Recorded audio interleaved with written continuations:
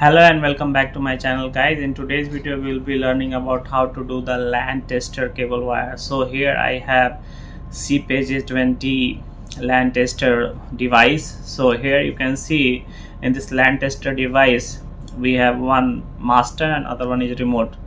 So how we can do the LAN wire testing using this device we'll see in this video. So this device is actually meant for two types of LAN cables. First one is RJ45, which is the normal one and having 8 wires, and the other one is telephone wires cable, that is RJ11, which is having 6 pins. So you can see here this is the bigger one having 8 pins, the normal LAN Ethernet cable, and this one is having 6 pins, which is basically for the telephone cable. So what we have to do for testing the LAN cable is, so here I have taken one LAN cable and we can connect one end of the LAN cable to the master.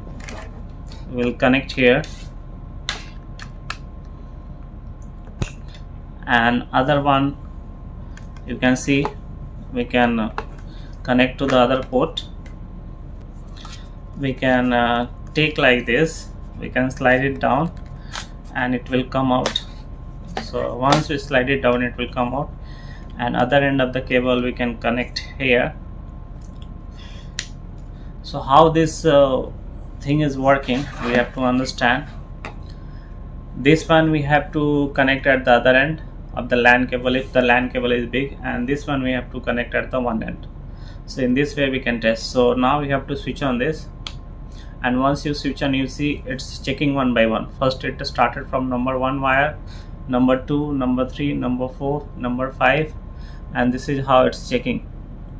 So if all the indications are green, it means all of your wirings are okay and the LAN cable is working perfectly, no problem with your LAN cable. So you can see this is very useful device in troubleshooting any LAN cable.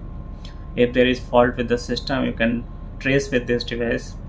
This one you can put in remote position and this one you can put in local position, and you can check whether any problem with your LAN cable or not.